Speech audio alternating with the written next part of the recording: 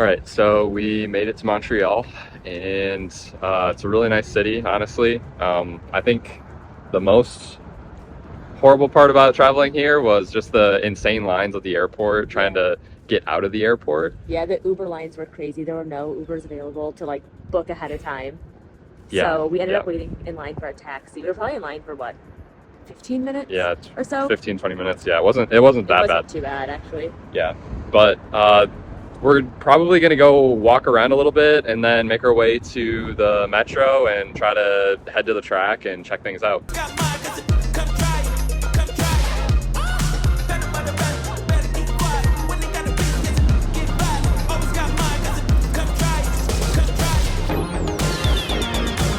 We're not on the island at the track yet, but we couldn't figure out how to get in the entrance. And then we saw an Amex entrance, and they needed proof of an Amex card. I used my corporate card just to show them that I had one, and we got in as a shortcut. And now we're about to walk across the island.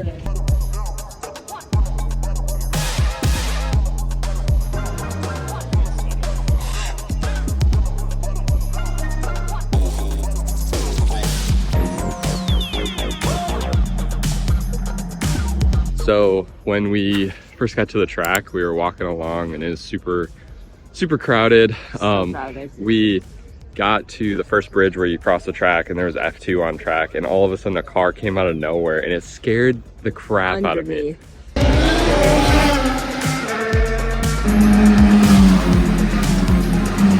It was loud and it was so fast. It was completely blocked off. You couldn't see like under the stairs, you couldn't see around you. And so we had no idea. All of a sudden we hear like a roar of a car, and there's probably like 7 or 8 that went under us as we were crossing the bridge. Yeah, it was nuts. It was so cool.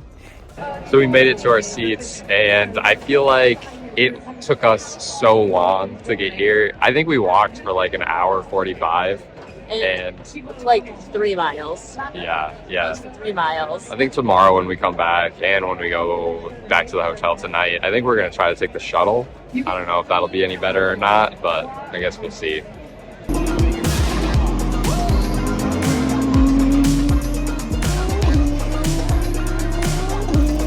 We watched a little bit of F2, the end of qualifying, so that was cool. And now we're just kind of hanging out, waiting for F1 sprint qualifying. Yeah.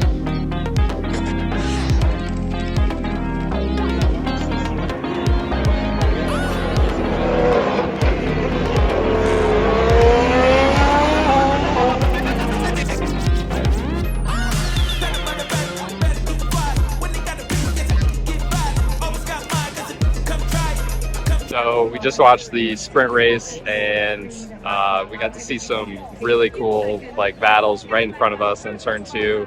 Kimmy got super mad at Russell and was on the team radio kind of just fighting. Yeah.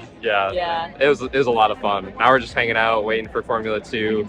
The crowd is so packed here that we can't get to food or do anything. We're just kind of chilling, waiting for the crowd to disperse a little bit. But anyway. So we just ate at Vino del Pasta, and it was really good. So good. It's funny, we were looking around, we weren't offered like wine or anything like that. Yeah. We were looking around, and all of a sudden we noticed people grabbing wine bottles out of their bags. And this is a place where you bring your own beer or liquor. So it's kind of funny. Yeah, there was a guy walking around with like a 6-pack of Corona, and I was really confused. And then there were people with like wine coolers. Yeah, just so interesting. We've never seen that before. We just got an Uber to Old Montreal area, and we're just gonna kind of explore a little bit before we head back to the hotel. Yeah.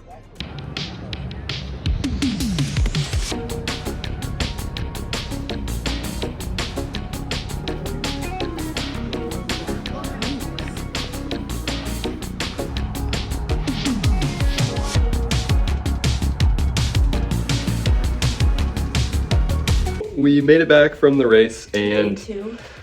it is probably easier if you're in like Grandstand 11, 12 area, blue zone, to take a taxi, but it's like $50. So you can walk or do that. Well, there's a gate by the grandstand that's easier to get out. Otherwise you have to walk, 2.5, 3 miles around to get by the train. So Yeah. we have dinner reservations tonight, so we decided to just walk to the gate and get an Uber or a taxi home.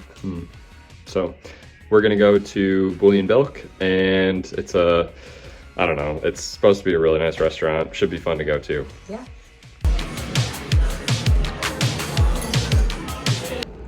It is day 3, final day, Grand Prix day.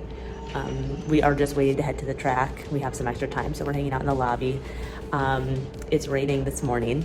Unsure if it's going to rain during the Grand Prix. It's not for another 6 hours, but might be a wet race. It could be interesting.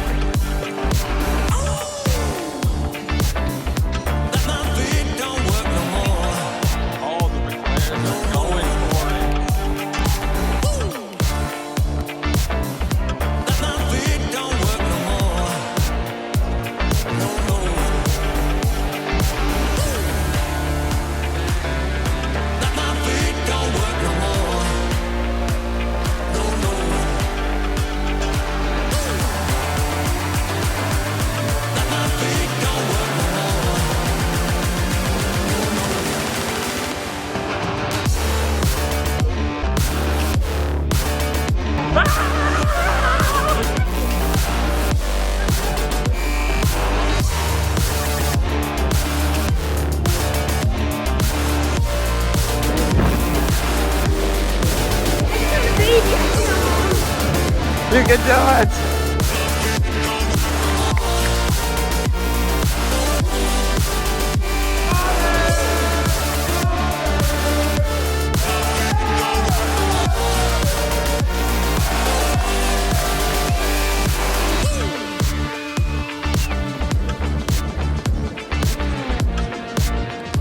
Okay, so we just left the Grand Prix and we took the metro. We took the yellow line. It took us about 2 hours to get back to our hotel. Like from leaving the track to our hotel.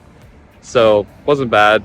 Storming the podium was so fun. It was insane. It was crazy. We were like just standing in this group of people at the gate waiting for them to let us in, and it was just like, I mean, we were like packing like sardines, and then we ran onto the track. Yeah, we got to see Kimmy, we got to see Max up there, and Lewis Hamilton. Yeah, it was so much fun. It was great.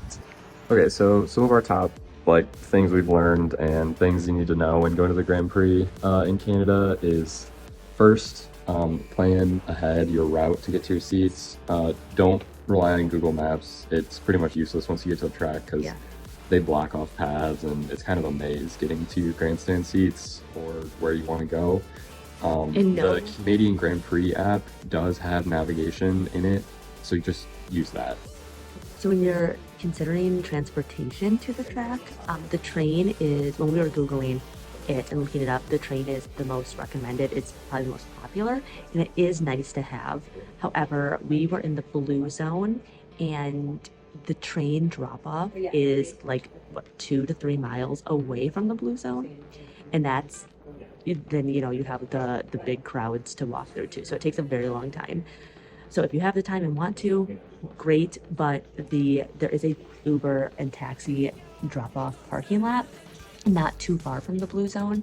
So every day that we left the track, that's what we used instead, and it avoided a lot of the crowds, and it was really easy. Ubers are a little bit difficult to get, so you might want to order it as you're walking out of the track or plan ahead of time, but ultimately time saver rather than walking all the way to the train station. So when heading to the track, plan an hour, if not during peak time, or 2 hours if going at peak time. Yeah. And then the actual track broadcast or production is pretty bad, honestly. They made some, crazy remarks that were just super obvious that I give them a little bit of grace because they're speaking both French and English, but the F1 radio official app, broadcast. the official, using the F1 app itself with live timings it's so much better production, and you actually know what's going on. You get team radio, and it's just the same thing you're watching on F1 TV. So And we just felt like we had way better idea of what was going on, and just use AirPods. So yeah, and all the TVs in there are showing like the video of the broadcast too, but they're not playing audio with it, so you can follow along that way. When you are packing a bag to go to the race, definitely bring snacks and a refillable water bottle. There are refill stations that are really nice and convenient to use, and then just snacks because one, the food is kind of expensive, and two, it is just so crowded, especially if you're going to get food at peak times or even just when there's a break in any of the racing. It is a complete standstill. So definitely have something to be able to hold yourself over until the crowds kind of wean out. and last thing is get dinner reservations, like probably a week or two in advance at least. Most places are super booked up, so you need dinner reservations if you plan on eating somewhere other than the track. Yeah. That is it for this video. Thanks for watching.